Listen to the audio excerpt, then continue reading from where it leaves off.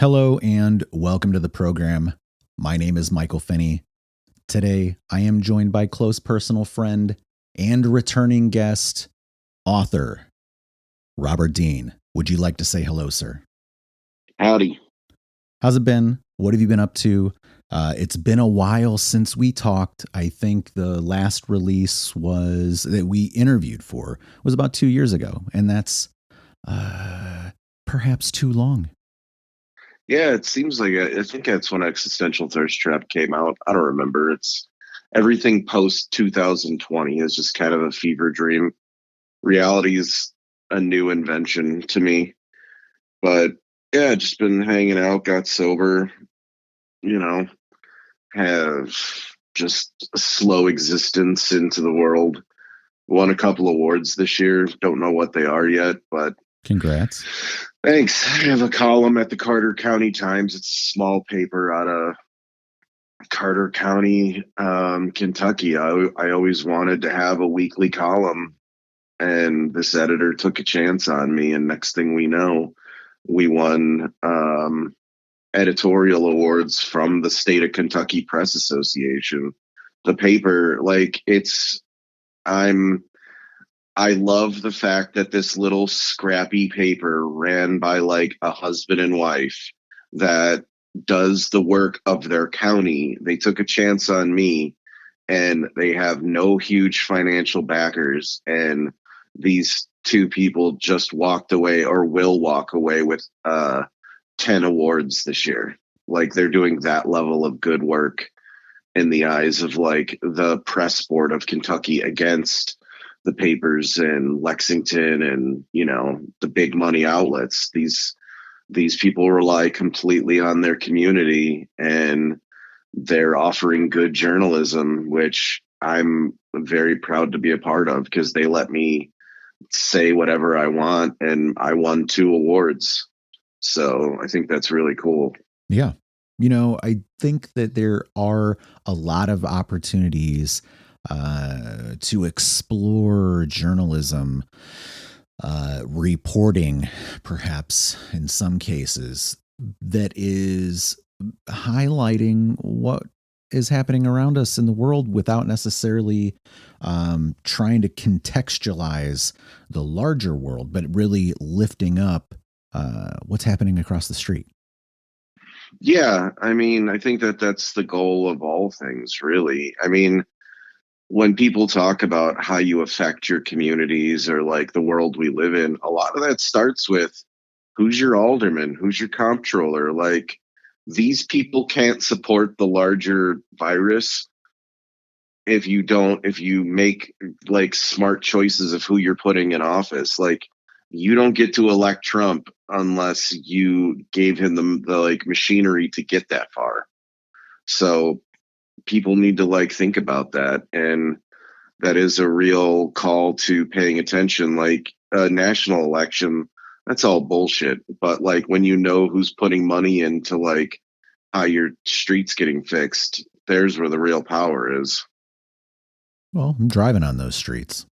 Yeah, and fuck people who want to be pro tolls. Fuck tolls. Like there's nothing that makes me more mad than seeing a new bank when something gets ripped down and then you're like, there's another fucking bank. Or the idea of toll roads. Toll roads make me so mad. When they send me toll bills, I just throw them in the trash. Well, I paid my taxes paid for this roll. Like this road, my taxes paid for. Why is it that you get to offshore the maintenance of that as a cost saving mechanism where they get a huge, it's like such a hand in glove, good old boy system. And I refuse to be a part of it. well, you know, this is our chance, I feel like. Yeah. Fuck tolls. Like I said, I throw them straight in the trash.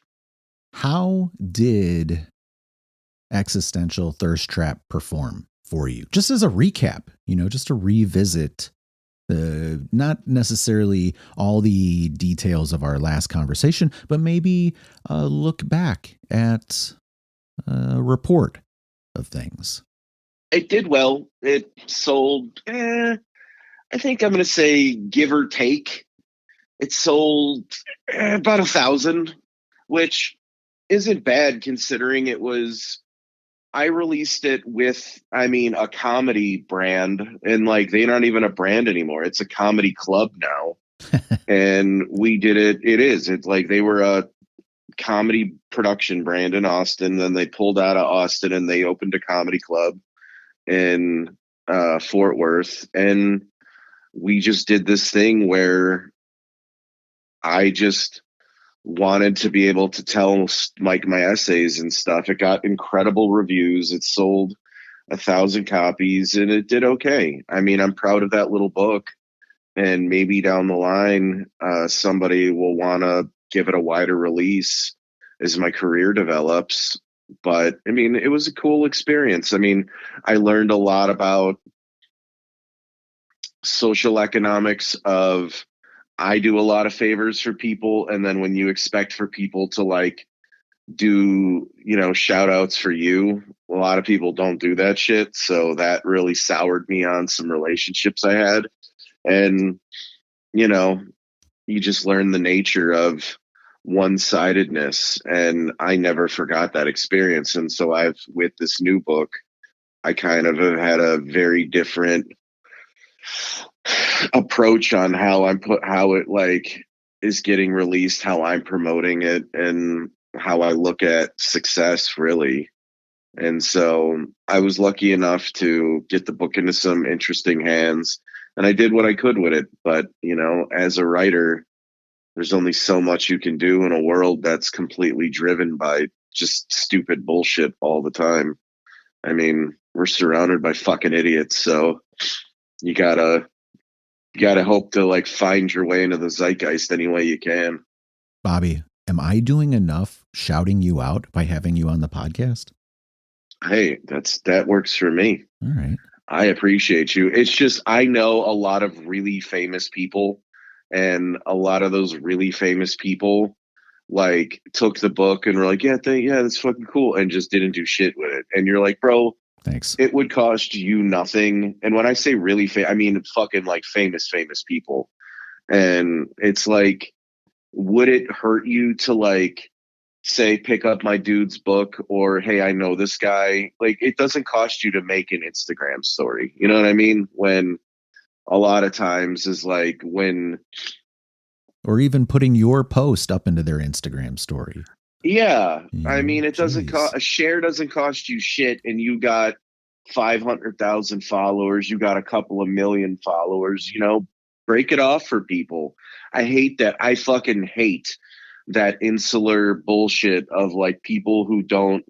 Maybe that's the punk rock in me that like rising tides raise all ships, man. Like if you know somebody that does dope shit, promote them, promote them, promote them, promote them, and fucking if somebody's making something cool, fucking go out of your way to champion them, because that's the only way like we get ahead in a corporate world. And when people don't do that, it's like you got your bag and now fucking fuck everybody else.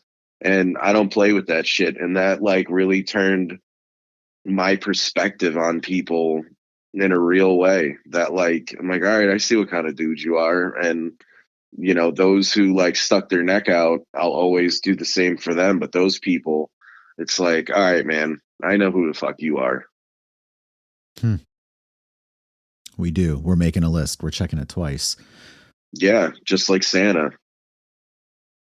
Robert, it surprises me that you are not more on the indie train. To be honest with you, the self-publishing train, I don't get it. Why? Why are you doing this? Why don't I self-publish? Yeah. I just have different career goals than other people. Like, I'm not against, if like I used to be like a very fuck self-publishing kind of person. I just have different career goals than other people. And I still want prestige. I still want respect and those things. What other people may want, that's fine for them. I just don't want that. Like, you know, like I said, I won awards. I write for Vice. I'm going to start writing for Playboy. Like, I care about that shit. Writing is my whole life. And, I like working with publishers. I like working with editors. I like hearing other people's perspectives. And I like to see how other like parts of the business work. Yeah. And to me, it's not like a damning thing. It's just I play a different ball game. If somebody wants to self-publish their shit, that's cool. But on my I want to be, if you take a meter and the left side is David Sedaris and the right side is Anthony Bourdain, I want to be on that meter. I don't like. I'm not after just like being okay. I'm after being elite and great. And unfortunately, that just doesn't work with those needs and desires. Yeah. I think it was something in the past with it was a dirty word, but at this point, I think we're past that. Now, if you can achieve success within the trad pub trajectory, I think that's perfectly fine too. I'm fine with all of those components, and I do see the landscape changing, not only at the big publishing houses who, after consolidation, have perhaps restricted themselves too much. And then also on the other side of things, you've got a lot of upstarts kind of peppering out into the world really great work. To me, is Existential Thirst Trap a trad pub work? Is that an indie publication? Is that self-published? It's somewhere in the hybrid scheme, I think. And really on the way up, I think that all of us need to kind of do whatever combination of things is working for us to hit new milestones. I agree with you completely. Like I don't look at my career in any way other than, okay, where does this project exist at the time when I think what's best for it? Like I don't say no to anything. Like let's say I'm currently working on a pilot right now, and that's something that, say we get funded and we get to make that. And I learned from doing Existential Thirst Trap because I paid for everybody from the cover artist to the line editor to the developmental editor. We paid for all that. So like I know who to hire to make something an A+ product. So by doing that, if the pilot were to happen and that gets funded and my career grows substantially, yeah, I would look at self-publishing, because if my next book comes out, that money all goes to me. It's very much a part. I think that in a world of people who stare at phones for their constant source of information, if you're going to be a writer, do the thing that makes the most sense for you in that moment of the release that you're considering. Like Red Eye made sense to do it with Anxiety Press, so I did it with Anxiety Press. I wanted to do something with Cody. I think he's an interesting guy. He's a brilliant fucking designer. That cover's beautiful. The layout's beautiful. And I just wanted to do something with him. I had some essays like laying around, and I was like, fuck it, let's do something rad. And so we put it out, but I've got a novel out. I've got a novel that I'm line editing right now.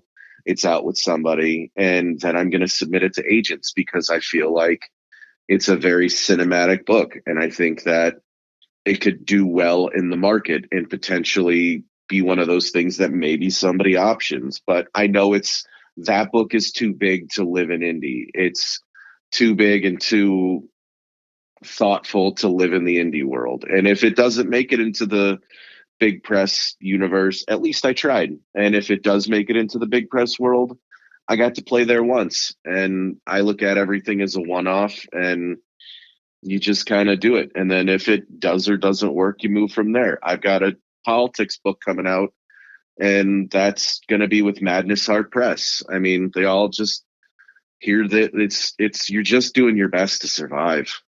Yeah, I'm with it. I want to rewind a little bit. Because I feel like um, there's a thread to tug on about this pilot. Is this related to the stuff you were doing in the past, or is this something new? This is something new. Okay. My day job is I'm senior writer for a company, and they are very, very cool with me. They let me do pretty much whatever I want, and I deeply appreciate it. I interview who I want. You know, get to write about whatever I want, and it's mutually beneficial. I highlight creators in the social media space, and I interview them and give them, I try to treat them with the same level of dignity as somebody would with Vanity Fair. And I use all of my bells and whistles to write really thoughtful pieces. And so through that, I got the idea of, we were in LA at this event, and I was like, you know what? What if I was spent the day with somebody and just kind of saw how they build their career? Like, how do they make content? Do you have a team? Are you just a person with a camera? And go behind the scenes and really learn about the person, because a lot of times this is so curated, you don't know anything about the people that make the content. You just know that, hey, they make food in their kitchen, or they fix cars, or whatever. And I think that telling the human story of that is interesting. So we got the pilot essentially across the line. We didn't film it yet. We're still putting it together. Okay. Where we got it approved at work, we got the budget for it, and we got some asks from my CMO of distribution and things like that. But we're in talks with some creators, and we're gonna be filming that probably in the next month. It took 6 months to figure some stuff out, but we finally figured it all out, and then now we're making it. And if we get distribution, then things could change for me. So I think that that's another thing, is I'm making content for potentially a full-blown show that would live in a place bigger than YouTube. We're aiming to be a production partner with somebody on this. And so it's again, it's using the tools that you have to try to make stuff in a world where you're up against the wall on a lot of shit. And so it's how do you break out the best you can? Yeah. That's where I'm at with stuff. I'm just trying to be consistent, put out the things that I like, and grow the likelihood that anybody finds any one of the projects that I'm doing or putting out. Yeah. I mean, if you don't do that, you're kind of fucked, right? I just you can either sit on your ideas and hope for some kind of magic bullet moment to happen, or you just put shit out and you're like, you know what, I'm going to make this. And then once I make it, I'm going to promote it. I'm going to do my best, and I move on to the next thing. It's yeah, is it a fruitful legacy? We don't know, but the best you could do is do it. Otherwise, you're just kind of sitting there on your hands. Let's get into the new release, Red Eye. Give us all the details, the release date, where people can find it, and then we'll talk about the inside. It came out, I think, 3 weeks ago through Anxiety Press. It's called Red Eye $5 Stories. It's literally $5.75.